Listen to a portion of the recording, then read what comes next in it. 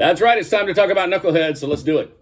A knucklehead in Inglewood, just north of us here, was arrested for sending a series of obscene video calls to unsuspecting strangers. Detectives received 3 reports from victims who said they received video calls from an unknown naked man who was making lewd gestures on camera. After an investigation, detectives learned the calls came from 35-year-old, old enough to know better, Adam Smith.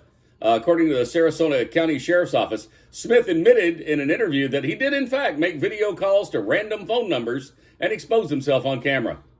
Getting his jollies, apparently. I would have just started laughing hysterically, and I'd be like, I didn't know they could be that small. Look at that. You got an innie, not an outie? I'll be darned.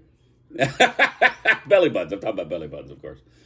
And a 41-year-old Ohio woman was arrested for allegedly stabbing a man while he used a urinal. Come on, lady. That'll break your concentration. According to the Toledo Police Department, Shanaz Ali is accused of entering a restroom and stabbing a man with a knife into the buttocks while he was using a urinal at Leroy and Margaret's Suds and Grub. Oh, you know, Leroy and Margaret's Suds and Grub? You been down to the Suds and Grub? Oh, say hi to Leroy and Margaret for me. When police arrived, the report says they saw the victim, a male in his mid-40s, standing at a urinal in the bathroom with 2 visible stab wounds in his right buttock. In the statement he gave to police, the victim says he was attempting to urinate when an unknown female entered the restroom behind him and stabbed him twice before fleeing the scene. His wounds required stitches. Toledo police say they were eventually able to track her down and arrest her at her apartment. She must have thought it was the same guy from the first story. Maybe she was one of the recipients of the video calls.